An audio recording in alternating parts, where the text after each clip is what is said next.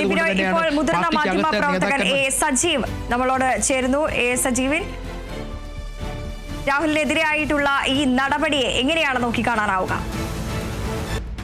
ഇല്ല, കോൺഗ്രസിന് ഇപ്പോൾ ചെയ്യാവുന്ന കാര്യം അത് മാത്രമാണ്, സസ്പെൻഡ് ചെയ്യുക എന്നുള്ളതാണ്. അദ്ദേഹം MLA സ്ഥാനം രാജിവെച്ചു കഴിഞ്ഞാൽ ഉണ്ടാവുന്ന പ്രശ്നം എന്ന് പറയുന്നത് നമുക്കറിയാവുന്ന BJPക്ക് വളരെ ശക്തിയുള്ള സ്ഥലമാണ്. ഉപതെരഞ്ഞെടുപ്പ് വന്നു കഴിഞ്ഞാൽ അവിടെ ആ മണ്ഡലം BJPയുടെ കൈകളിൽ എത്താനുള്ള സാധ്യത വളരെ കൂടുതലാണ്.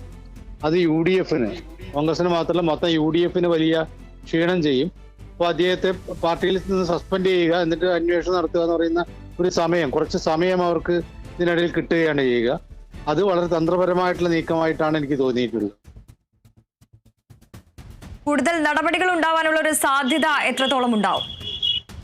കൂടുതൽ നടപടി ഉണ്ടാവും എന്നുള്ള കാര്യത്തിൽ സംശയമില്ല. പക്ഷെ അതൊറ്റ കാര്യമാണ്, ഇത് ഈ ഒരാളെ സസ്പെൻഡ് ചെയ്ത് കഴിഞ്ഞിട്ട് അദ്ദേഹത്തിനെ കുറിച്ചുള്ള അന്വേഷണം, അദ്ദേഹത്തിന് നടപടി, ഈ ആരോപണങ്ങളെ കുറിച്ചുള്ള അന്വേഷണം നടത്തുക, അപ്പോഴേ കുറച്ച് സമയം കൂടി കിട്ടും. കുറച്ച് കഴിഞ്ഞിട്ട് ഇദ്ദേഹം ചെയ്ത തെറ്റ് കാര്യങ്ങളെ കുറിച്ചുള്ള വ്യക്തമായ ബോധ്യം ഉണ്ടാകും എന്നുള്ള കാര്യത്തിൽ സംശയമില്ല. കാരണം KC വേണുഗോപാൽ ഉൾപ്പെടെ ഇതിനെക്കുറിച്ച് പറഞ്ഞിട്ടുള്ളത് അതീവ ഗുരുതരമായിട്ടുള്ള കാര്യമാണ് രാഹുലുമായി ബന്ധപ്പെട്ട് ഉള്ളതെന്നാണ്. അത് ഒരാളുടെ പരാതി മാത്രമല്ല, ഒരാളോട് എന്തെങ്കിലും മോശമായിട്ട് പെരുമാറിയെന്നോ അല്ലെങ്കിൽ ചാറ്റ് ചെയ്തു എന്നുള്ളതല്ലല്ലോ പ്രശ്നം. പല ആളുകളുടെ പ്രശ്നമുണ്ട്. അദ്ദേഹം നിഷേധിച്ചിട്ട് പോലും, ട്രാൻസ്ജെൻഡറിന്റെ കാര്യത്തിൽ അദ്ദേഹം നിഷേധിച്ചിട്ട് പോലും അവരുടെ പ്രതികരണം വന്നു കഴിഞ്ഞാണ്. അപ്പൊ സ്വാഭാവികമായിട്ടും പാർട്ടിക്ക് അതൊന്നും ശരിയല്ല, ഇത് വ്യാജമാണ്, അല്ലെ ഇദ്ദേഹത്തിന്റെ ശബ്ദം അവര് വോയിസ് റെക്കോർഡ് ഉണ്ടല്ലോ, അപ്പോൾ സ്വാഭാവികമായി അത് എന്റേതല്ല എന്ന് പറഞ്ഞിട്ട് മാറ്റി നിർത്താൻ പറ്റാത്തൊരു ഘട്ടമാണ്.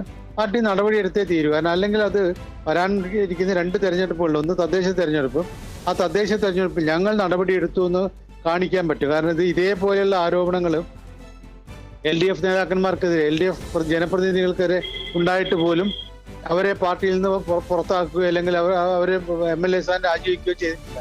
അപ്പൊ ഞങ്ങളത് ചെയ്തു, ഇങ്ങനെ ആരോപണം ഉണ്ടായപ്പോൾ ഞങ്ങളത് ചെയ്തു എന്ന് ജനങ്ങൾക്ക് മുമ്പിൽ, തെരഞ്ഞെടുപ്പ് ഘട്ടത്തിൽ ജനങ്ങൾക്ക് മുമ്പിൽ അവതരിപ്പിക്കാൻ പറ്റും. തൊട്ടു പിന്നാലെ വരുന്ന നിയമസഭാ തെരഞ്ഞെടുപ്പ് ഇതേ പ്രശ്നം ഉയർന്നു വരുമ്പോൾ ഒരു ഉപതെരഞ്ഞെടുപ്പ് പാലക്കാട് ഒഴിവാക്കുക എന്നുള്ള കാര്യവും, രണ്ടാമത്തത് അപ്പോഴേക്ക് നടപടി എടുത്തുകൊണ്ട് പാർട്ടിയിൽ അദ്ദേഹം രാജിവെക്കുന്ന ഒരവസ്ഥ, ഒരു ഉപതെരഞ്ഞെടുപ്പിന്റെ ഘട്ടം ഒഴിവാക്കിക്കൊണ്ട് രാജിവെക്കുന്ന ഒരവസ്ഥയിലേക്ക് വന്നു കഴിഞ്ഞാൽ പാർട്ടിക്ക് കുറെ കൂടി പിടിച്ചു നിൽക്കാൻ പറ്റുന്ന അവസ്ഥയുണ്ടാകും.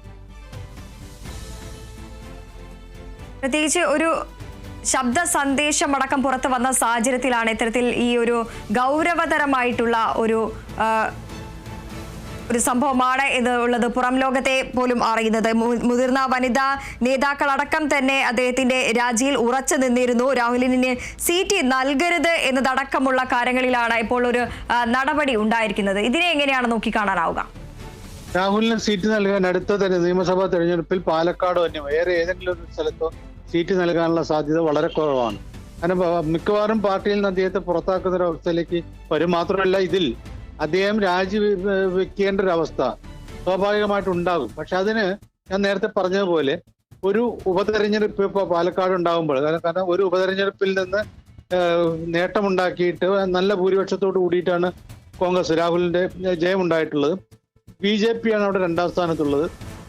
ഈ ഒരു അവസരം മുതലെടുത്തുകൊണ്ട് പെട്ടെന്നൊരു ഉപതെരഞ്ഞെടുപ്പ് വരികയാണെങ്കിൽ ഈ അവസരം മുതലെടുത്തുകൊണ്ട് സ്ത്രീകളുടെയൊക്കെ വോട്ട് നമുക്കറിയാം, അവിടെ നല്ല സ്വാധീനമുള്ള വോട്ടാണ് സ്ത്രീകൾ, കൂടുതലായിട്ട് വോട്ടർമാരുള്ള സ്ത്രീകൾക്കാണ്. അപ്പോൾ സ്വാഭാവികമായിട്ട് അവിടെ ഒരു വലിയ പരാജയം സംഭവിച്ചു കഴിഞ്ഞാൽ അടുത്ത നിയമസഭാ തെരഞ്ഞെടുപ്പിനെയോ തദ്ദേശ തെരഞ്ഞെടുപ്പ് പക്ഷേ അതിന് മുമ്പേ നടന്നേക്കാം, നിയമസഭാ തെരഞ്ഞെടുപ്പിനെ നേരിടാൻ അവർക്ക് UDFന് വലിയ ക്ഷീണമായിരിക്കും. അത് ഒഴിവാക്കുക എന്നുള്ളതാണ് ഏറ്റവും പ്രധാനപ്പെട്ട കാര്യം. കാരണം നിയമസഭാ തെരഞ്ഞെടുപ്പിന് മുമ്പേ രാഹുലിന്റെ രാജി ചോദിച്ച് MLA സ്ഥാനത്ത് അദ്ദേഹത്തെ രാജിവെപ്പിക്കുമെന്നുള്ളതാണ് എൻ്റെ ധാരണ. കാരണം അത് ചെയ്തില്ല എങ്കിൽ വലിയ പൊട്ടിത്തെറി അവിടെ ഉണ്ടാവാൻ സാധ്യതയുണ്ട്. മാത്രമല്ല, ആ മണ്ഡലം പോകുന്നുള്ള കാര്യത്തിലുള്ള സംശയമില്ല. നടപടി എടുത്തില്ലെങ്കിൽ ഇതുവരെ ഇപ്പം മുകേഷിന്റെ കാര്യത്തിലോ മറ്റു പല ശശിയുടെ കാര്യത്തിലൊക്കെ എടുത്ത നിലപാട് എന്ന് പറയുന്നത് എന്തുകൊണ്ട് രാജിവെക്കുന്നില്ല എന്നുള്ളതായിരുന്നു. ഇവിടെ അങ്ങനെ ഒരു പ്രശ്നം അതേപോലെ തങ്ങളും കൂടി ചെയ്തു കഴിഞ്ഞാൽ തിരിച്ചു വലിയൊരു ജനങ്ങളുടെ പ്രതികരണം വളരെ മോശമായിട്ട് മാറും എന്നറിയാവുന്നതുകൊണ്ട് അവസാന ഘട്ടത്തിൽ, അത് ഒരു ഉപതെരഞ്ഞെടുപ്പ് ഒഴിവാക്കാവുന്ന ഒരു ഘട്ടത്തിൽ അദ്ദേഹത്തിന് രാജി നിർബന്ധമായിട്ടും ചോദിച്ചു വാങ്ങും. രാജിവെച്ചില്ലെങ്കിൽ അദ്ദേഹത്തെ പാർട്ടിയിൽ നിന്ന് പുറത്താക്കും. അങ്ങനെ പാർട്ടിക്ക് ക്ഷീണമുണ്ടാക്കുന്ന, പാർട്ടിയുടെ പ്രതിച്ഛായ നഷ്ടപ്പെടുന്ന ഒരവസ്ഥ ഉണ്ടാകാതിരിക്കാൻ അത് അവസാന ഘട്ടം വരെ അവസാന ഘട്ടത്തിൽ എന്തായാലും കോൺഗ്രസ് ശ്രമിക്കുമെന്നാണ് ഞാൻ വിചാരിക്കുന്നത്. തീർച്ചയായും നന്ദി. ശ്രീ എ സജീവനാണ് പ്രതികരിച്ചത്.